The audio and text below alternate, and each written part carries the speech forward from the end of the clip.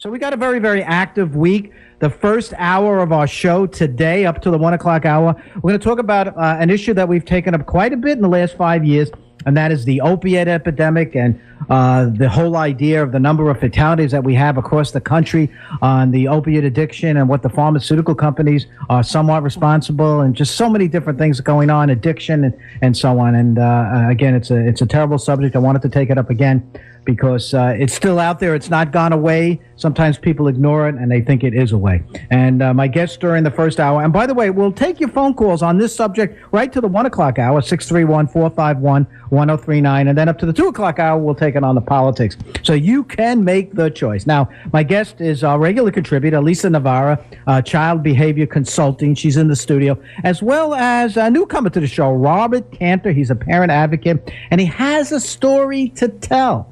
And it's about a message of hope for families that are affected. And unfortunately, a lot of families are affected. I want to start with our contributor, Lisa Navarro. Lisa, welcome to the show and welcome to a brand new week.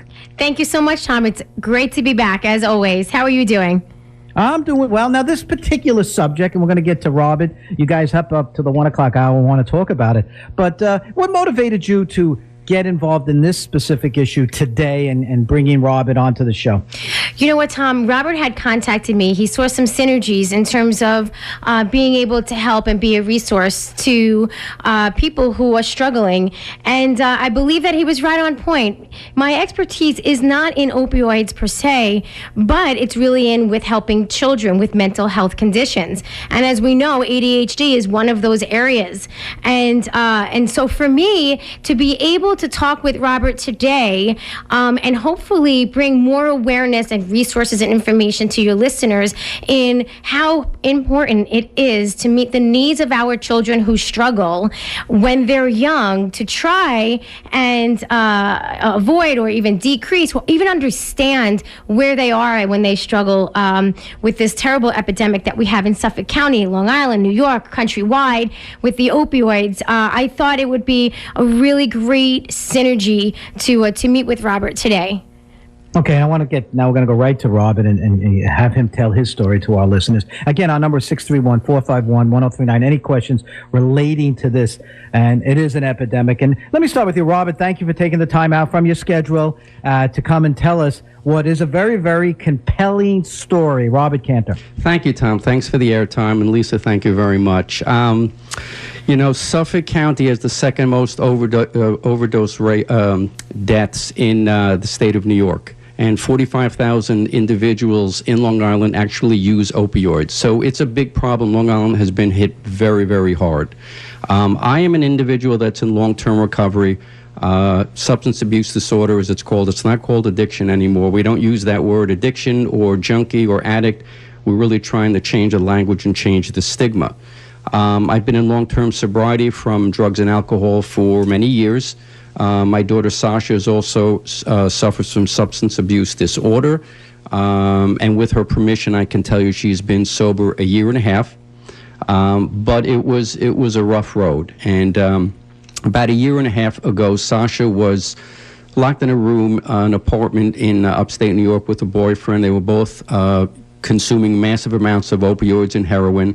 And I really thought my daughter was going to kill herself. And in the past, my now former wife and I came from a place of punishment and from stigma and disowning her because we didn't have the tools to separate the individual from the illness.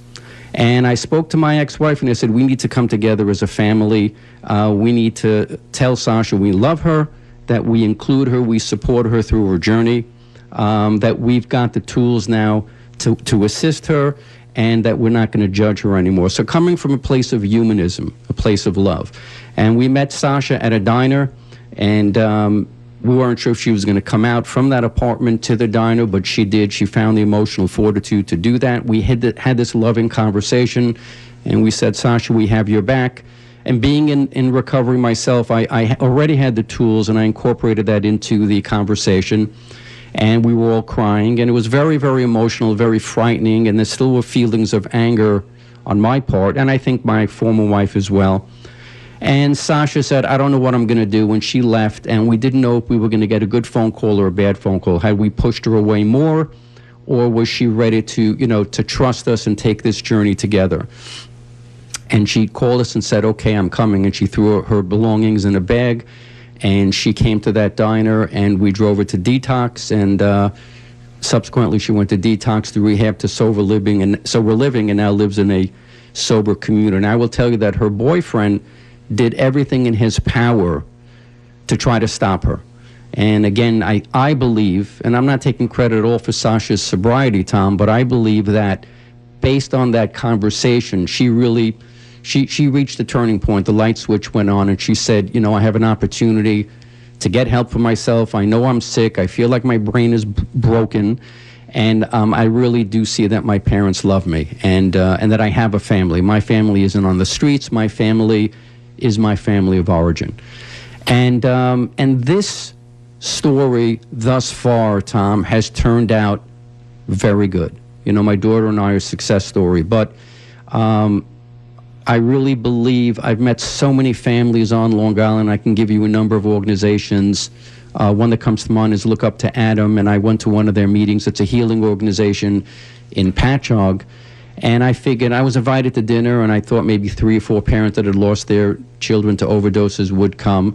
35 parents came to this meeting, and they had each lost their child to overdoses, and it just blew me away. And at the end of the day, Tom and Lisa, it can really go either way. We have a situation now where fentanyl is really big in the streets. The drug dealers are cutting in the fentanyl with the opioids. Watch out, here comes meth in a big way. Meth is flooding the streets now in the Midwest, and it's a prolific epidemic. And so I just felt that I would be a hypocrite if I didn't contribute and carry a message of hope and share that conversation with families, so that if their current approach is, you're embarrassing us, get out of the house, I'd like them to have a loving conversation and reconsider that there's hope and that there are tools out there so that their loved one can combat substance abuse disorder, which is really, it's really dangerous out there right now. And the opioids and the heroin, you only need a little bit of fentanyl, and I'm like a drop, and they overdose, and they're dropping like flies.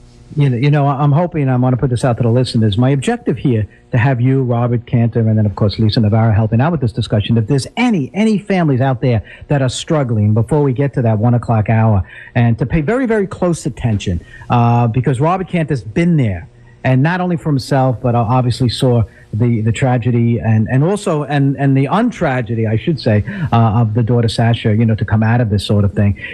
Just about in a minute before we go to break, Robert, you talk about critical family conversation, and I know you're not going to be able to explain it before our break, but just to start that discussion, because I think that that's probably the first line of defense. That parents listening right now say, well, I know my son, my daughter, we have this problem. But how do you define that critical family conversation? Well, I'll touch more on the legislation. Senator Gillibrand just introduced in the legislation the Family Support Services for Addiction Act.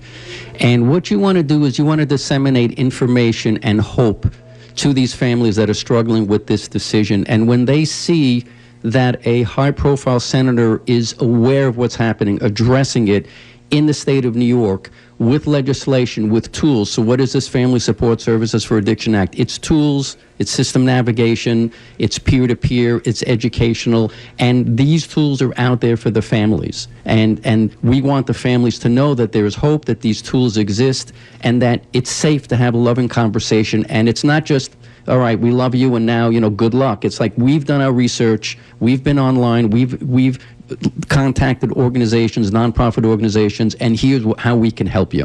And you really want to take an approach of destigmatization. You don't want to in any way judge, your loved one. You really want, it's all about support, and it's really about separating the illness from the individual. And remember, it's an illness. We're going to take a short break, Rob. When we get back, we'll have Lisa comment on that. I'm with Lisa Navarro, Child Behavior Consulting, also one of our regular contributors. Robert Kanter, parent advocate, talking about the opiate epidemic. I'm Tom Scilero. This is our Monday edition. Welcome back to a brand new week. We're going to take a short break. We'll be right back. Tom, I mentioned Your Island with Tom Scilero. Let's get right into it. Very, very important subject. We're hearing some very interesting facts and figures, particularly about the opiate epidemic right here on Long Island. In the studio is Lisa Navarro, Child Behavior Consulting, one of our regular contributors here on our midday broadcast, and Robert Kanter, parent advocate. Robert's telling some interesting stories about what he's been through specifically and the way he's taking something that's bad, a bad experience in life, and really trying to go out and help others. Let me get right back to Lisa. Lisa, again, as your role as one of our contributors, your thoughts on what Robert is saying, particularly this whole idea of how to talk to the children, how to talk to the young people that are involved in this. Because I'm going to tell you right now, there are parents out there that are listening that have been involved in this, and in many cases may not have the right type of counseling to speak to their kids in the proper manner. Our number here is 631-451-1039. If you have a question or a comment for Robert Kanter or Lisa Navarro. Lisa, what say you? Tom, I think that Robert has really spelled things out very clearly. He had said to separate the individual from the illness. And I think that if parents are able to do that, they might be able to take just enough of a step back to breathe and gain a little bit more objectivity and clarity, and understand that maybe there is hope. But with that hope is, like Robert is saying, they need the tools and the resources. Those action steps that we need to reach our goals. Well, that's what he's talking about with tools and resources. So my question really to Robert would be, how would you guide parents who are still stuck and they're frustrated and they feel like they've tried everything? How do you make the transition of having that conversation of, I can't do this anymore, I give up, I don't know what to do, I'm worried about you, into something, as you say, that's more hopeful and that could be more driven to productivity? It's a great question. The first thing I feel each parent should do is to do research, and do research about the opioid crisis, taking a look at the different nonprofit organizations and the great work they're doing. Take a look at the legislation, as I touched on, the number of different legislation that has been released. Actually, there's a hearing tomorrow. 15 pieces of legislation to combat addiction is going to be a hearing on. And I think it's very, very important for parents to arm themselves with tools and information. And I'm also talking about what I'll call street information. I'm talking about how drugs are named, using the actual names of the drugs. So you want to portray, or you want to communicate to your child that you really know what's going on, that you're not disconnected because you're from a different generation.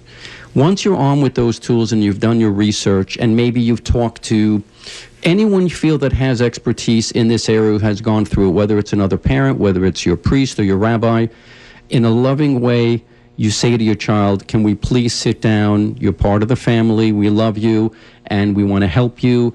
Would you be willing to sit down with us? And again, my experience was fortunate, and you have to understand, sometimes the children are so disconnected from the drugs that they're using, or so angry at their parents, that they're just not going to be interested. All you can do as a parent is appeal to them and try. Not push them, not punish them, not give them ultimatums, but just come from a place of love, and hope that with that information and that discussion that they're going to sit down at the table with you and give you an ear and listen to you.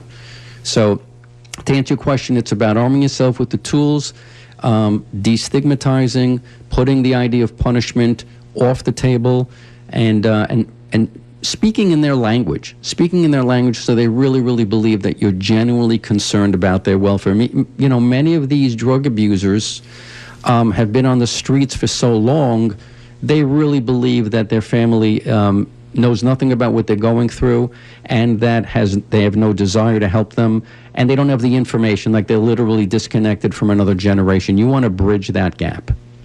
Okay, our number here is 631-451-1039, talking about the opiate addiction. We have Robert Kanter, parent advocate, and also Lisa Navarro in the studio. Robert, I just want to, from where you're coming from, you were there. So you've been there. So that had to help you with your help with your daughter, and the fact that you've been so successful with Sasha.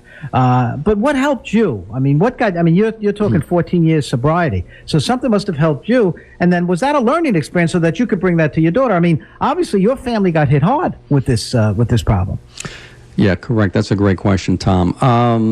I was speaking to during the break to Lisa. I was at the pinnacle of my business career. I owned a couple of companies, and I was very successful.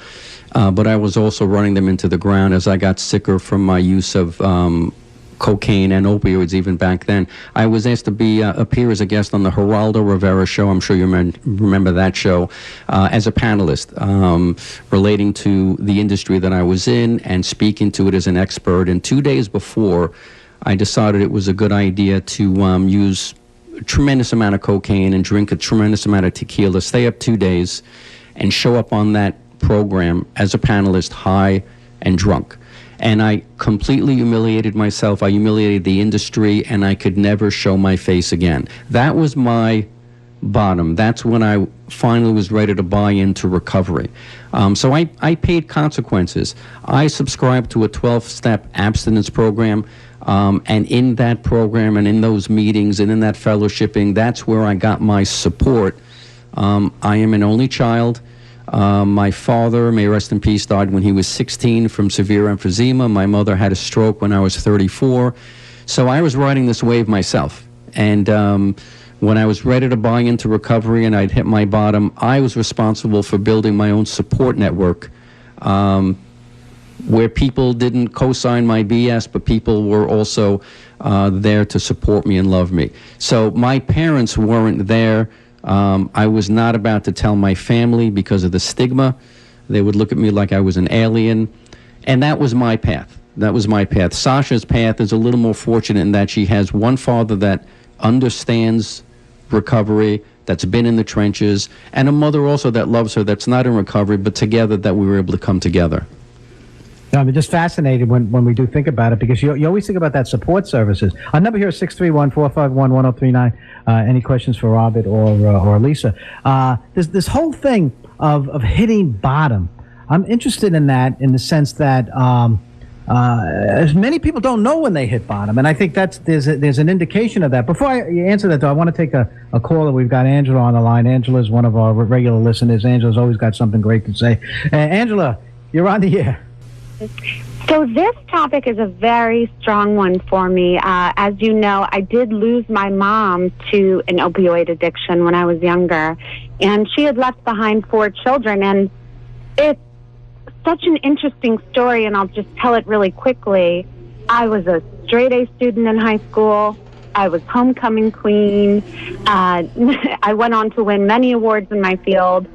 So I became a healthy adult, but when I went home in high school, I was going home to a parent that was very critically and seriously addicted to painkillers. She wasn't a drinker. She didn't do any drugs. She had a bunch of knee surgeries, and the doctors just kept prescribing. So if you could also give out some resources today for any children that might have parents in their home that might be struggling with this, where the parents are getting so severely addicted and the children have to watch it, that would be really, really, I think, helpful and terrific as well from a different angle. You know, it's interesting because we don't think of it that way.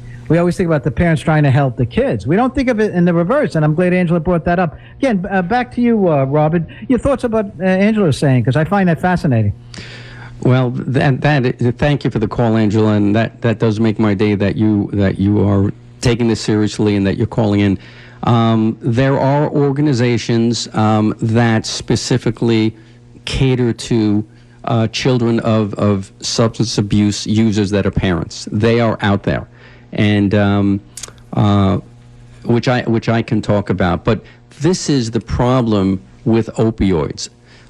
In my 12-step abstinence meetings or program, the biggest reason people relapse is because they stop coming to those meetings and they stop hearing what the tools are, and they disconnect from the message of recovery. With opioids, that is the second biggest reason that people relapse, because of the overprescription and how it all started. I can go back with the FDA and the Sackler family, but people legitimately need opioids, Percocets, Vicodins, to treat severe pain, whether it's an accident, whether it's a surgery. And right. And also from Lisa's perspective as a child behavior specialist, none of us, neither myself or my 3 siblings, none of us were saying anything in the school system. We were all doing very well. Nobody in school had any idea what was going on. And I think it's important, too, to maybe open up that dialogue in the school system as well. Without a doubt, yes. And there are some schools who are beginning even as early as in kindergarten and being able to open up a discussion. Some of them start with their wellness and they start to teach them some coping skills. They teach them communication skills, self-esteem.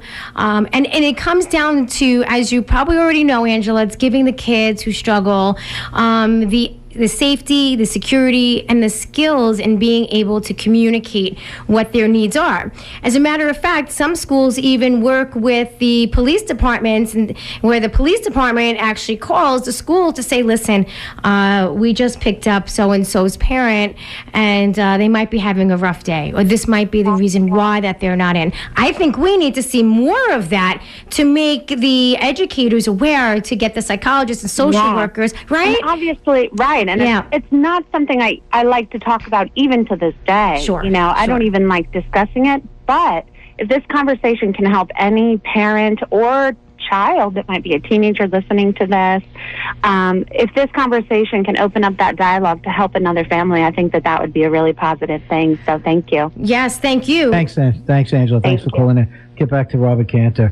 You could see this issue hits a chord because of the number of people that are affected by it. I don't think we have any accurate studies as to how many families are affected by opiate addiction. Obviously, fentanyl, which is really, from a police perspective, I can tell you the number of overdoses relating directly to fentanyl and how dangerous it is and how important it is that the message get out there. And I want to go back to that phrase before Angela had called, is the whole idea of hitting bottom, because you referenced it in the discussion of your personal situation. How does one recognize that? And does a person have to hit bottom? Because to me, hitting bottom sometimes could be catastrophic. Your thoughts? First of all, if I can just step back for 1 second, Tom, and just congratulate Angela on her on that phone call. I just want to mention to her, when you talk about the shame, you take the power out of it. Don't be afraid to talk about the shame, because there are so many people that are not talking about it, that are devastated by this epidemic. And then by speaking about it, you just did service. There is going to be someone listening out there that doesn't want to talk about it, that you will inspire.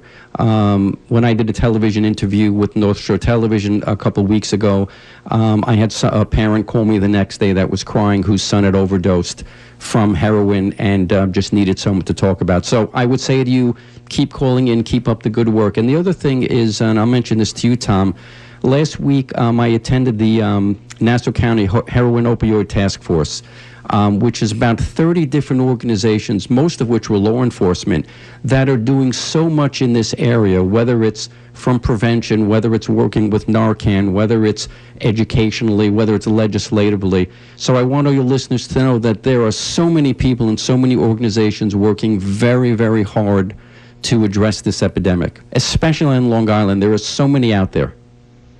And, again, that's, important to even look at that. And when we get to the end of the show, we just got really about 5-6 minutes left. I want to give out as much information as possible. Let's see what James over in Calverton has to say. Hey, James, you're on the air.